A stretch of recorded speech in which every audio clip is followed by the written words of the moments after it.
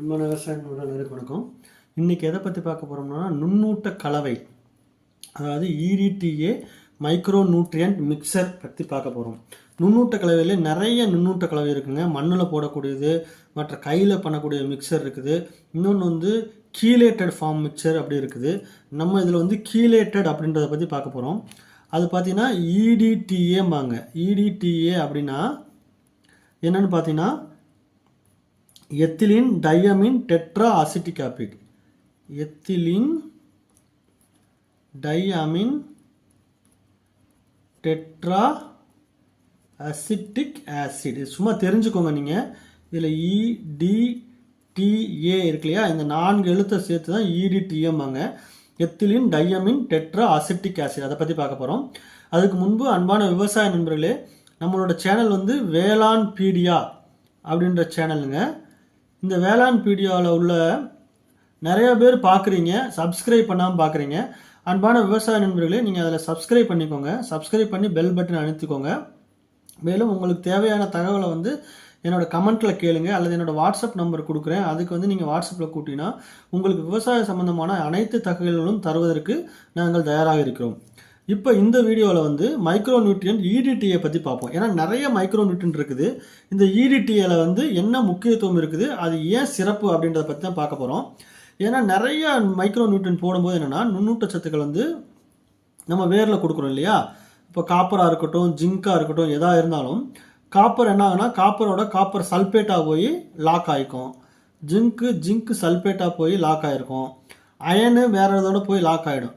அப்போ என்னதான் வந்து நுண்ணூட்ட சத்துக்கள் வந்து மண்ணில் இருந்தாலும் அது வேறு எடுத்துக்கொள்ள முடியாத வழியில் இருக்குது. அப்போ இந்த EDTA ஃபார்ம், அதாவது கீலேட்டட் அப்படிம்பாங்க.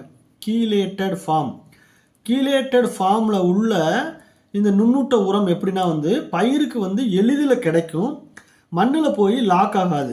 அதனால தான் வந்து இந்த கீலேட்டட் உரத்தை நம்ம வந்து தாவரங்களை வந்து எளிதில் உறிஞ்சும் வகையில், மேலும் ஊட்டச்சத்தை வந்து நீண்ட நேரம் கிடைக்க செய்கிறது. அதாவது இது வந்து எளிதில் உறிஞ்சக்கூடிய இந்த ஃபார்ம்.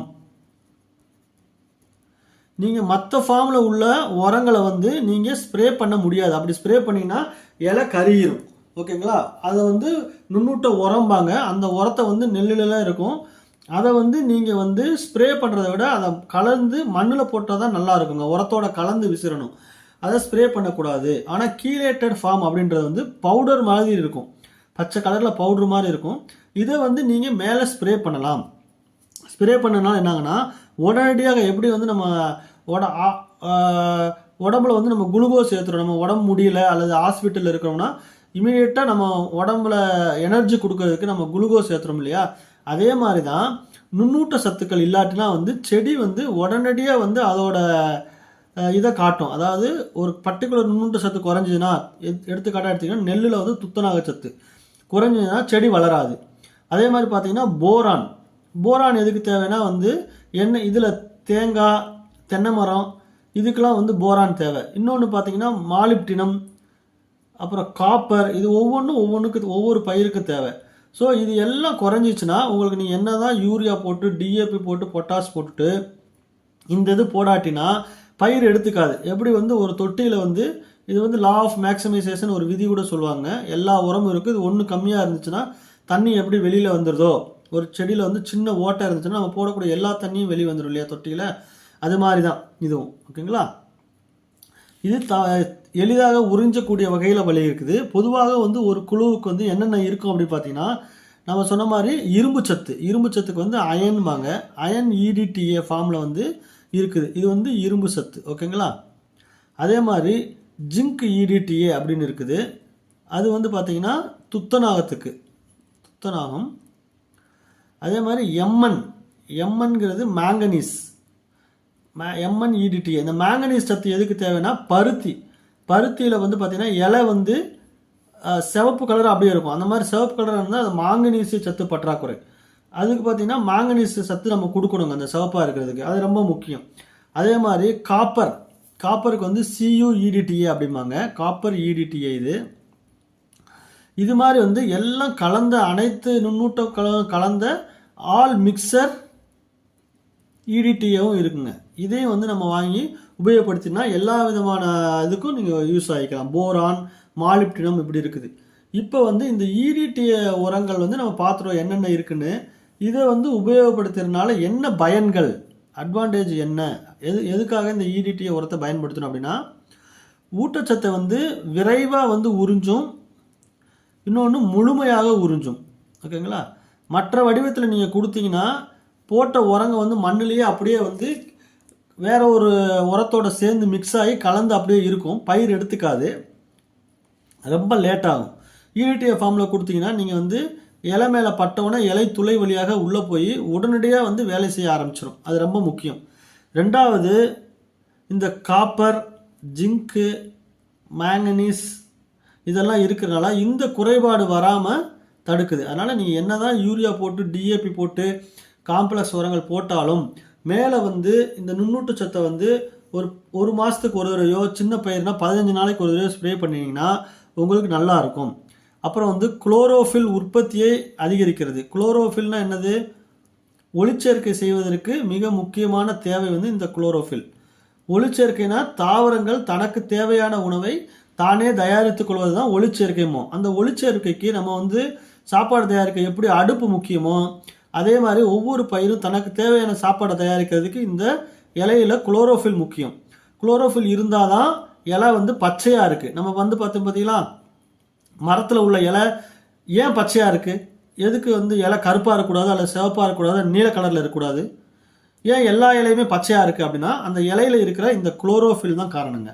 அப்போ இந்த குளோரோஃபில் உருவாக்குறதுக்கும் இந்த நுண்ணூட்டச்சத்து காரணம். அப்படி குளோரோஃபில் உங்களுக்கு இருக்கும்போது தாவரங்கள் தனக்கு தேவையான சத்துக்களை தயாரித்து நல்லா ஹெல்த்தியாக இருக்கும். இன்னொன்று, பூ, காய், பழங்கள் உருவாக்கத்திற்கு இந்த நுண்ணூட்டச்சத்து ரொம்ப முக்கியம்.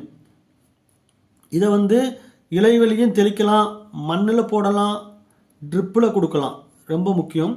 இது எப்படி பயன்படுத்துன்னு கேட்டிங்கன்னா 1லிருந்து 2 கிராம் 1 லிட்டர் தண்ணிக்கு, ஓகேங்களா, 1 to 2 gram per litre of water. அப்போ 10 லிட்டர் டேங்க் வந்து ஒரு 10 கிராம் போட்டு நீங்கள் ஸ்ப்ரே பண்ணணும். ஸ்ப்ரே பண்ணிங்கன்னா நல்லாயிருக்கும். அதை வந்து எப்போ ஸ்ப்ரே பண்ணணும்னா காலை நேரம் அப்படி இல்லைன்னா மாலை நேரம், 2 நேரத்தில் தான் வந்து ஸ்ப்ரே பண்ணணும். ட்ரிப்பு அப்படின்னு பார்த்தீங்கன்னா ட்ரிப்பில் கொடுக்குறீங்க அப்படின்னா எவ்வளோ கொடுக்கணும்னா அரையிலிருந்து 1 கிலோ, அரை கிலோ கொடுத்தா போதும். ட்ரிப்புக்கு 500 கிராம் பெர் ஏக்கர். பெர் ஏக்கருக்கு எவ்வளோ வாட்டர் உபயோகப்படுத்துவீங்க? ஒரு 200 லிட்டர் தண்ணியோ அல்லது 100 லிட்டர் தண்ணியோ எதாக இருந்தாலும் 1 ஏக்கர் வந்து 1 ஏக்கரில் கிடைக்கிற மாதிரி பண்ணிக்கிறணும். அப்போ 5 கிராம்னு வச்சுக்கோங்களேன். ஒரு 200 லிட்டர் தண்ணிங்கன்னா அதே தான் இது கணக்கு, ஓகேங்களா, வச்சுக்கணும். மண்ணில் போடக்கூடியதுன்னா நீங்கள் 2 கிலோ வரைக்கும் போடலாம், 2 கிலோ பெர் ஏக்கர். பொதுவாக வந்து இந்த ஈடிடிஏ ஃபார்ம் வந்து மண்ணில் போட வேண்டாம், மேலே ஸ்ப்ரே பண்ணுறது தான் ரொம்ப நல்லது. ஏன்னா வந்து இது உடனடியாக வந்து எடுத்துக்கும், குளுக்கோஸ் மாதிரி. ஸோ வந்து நீங்கள் மேலே ஸ்ப்ரே பண்ணினீங்கன்னா உங்களுக்கு வந்து உடனடியாக எடுத்துக்கும். இதை வந்து மற்றதோட சேர்த்து அடிக்கலாமா அப்படின்னா பூச்சிக்கொல்லி மருந்தோட சேர்த்து அடிக்கலாம். ஒன்று இதை தனியாக கலக்கிக்கிறணும், இதை தனியாக கலக்கிடணும். டேங்கில் ஊற்றும் போது ஒன்றாக ஊற்றணும், அதுதான் ரொம்ப முக்கியம். அப்போ டேங்கில் ஊற்றி எப்படி அடிக்கிறன்றது நான் சொல்லியிருக்கேன். முதல்ல வந்து பாதி டேங்கை நிரப்பணும், அடுத்து வந்து இந்த 2 மருந்தை ஊற்றணும், அடுத்து மீதி டேங்கை நிரப்பி நம்ம அடிக்கணும். அப்படி அடிக்கும்போது தான் வந்து நம்ம போடக்கூடிய எல்லா மருந்துகளும் நன்றாக கலங்கி பயிர் எடுத்துக்கூடிய வழிவகை செய்கிறது. இன்னொன்று வந்து என்னென்ன பயிருக்கெல்லாம் அடிக்கலாம் அப்படின்னா வந்து நெல், வாழை, தக்காளி, அப்புறம் மிளகாய், வெங்காயம், நெல், வெங்காயம், தக்காளி, மிளகாய் போன்ற எல்லா காய்கறி பயிர்களுக்கும் நுண்ணூட்டச்சத்துக்கள் மிகவும் அவசியமாக இருக்கும். இன்னொன்று பார்த்தீங்கன்னா திராட்சை, அப்புறம் ஃப்ளவர், ஜாஸ்மினுக்கு வந்து பார்த்தீங்கன்னா போரான் சத்து ரொம்ப முக்கியம். போரான் வந்து போராக்ஸ் அப்படின்ற பேரில் இருக்கும். அதுவும் வந்து 15 நாளைக்கு நீங்கள் ஒரு தடவை கொடுக்கும்போது நெல் வந்து நல்லா சைனிங்காகவும் குண்டாகவும் வருங்க. இது எல்லாமே வந்து இந்த ஈடிடிஏ மைக்ரோ நியூட்ரியன்ட்டோட மிக முக்கியத்துவம். அதனால் நெல் பயிருக்கு மட்டுமல்ல எல்லா பயிருக்குமே வந்து நீங்கள் இந்த ஈடிடி மைக்ரோ நியூட்ரியன்ட் கொடுக்க மூலயமா வந்து நம்ம கொடுக்கக்கூடிய யூரியா, டிஏபி, பொட்டாசு அது எல்லாத்தையுமே செடி எடுத்துட்டு நல்லா வளர்ந்து அதிகமான மகசூலும் அதிக ஈல்டு கொடுக்கும் என்று கூறி விடைபெறுகிறேன். நன்றி, வணக்கம்.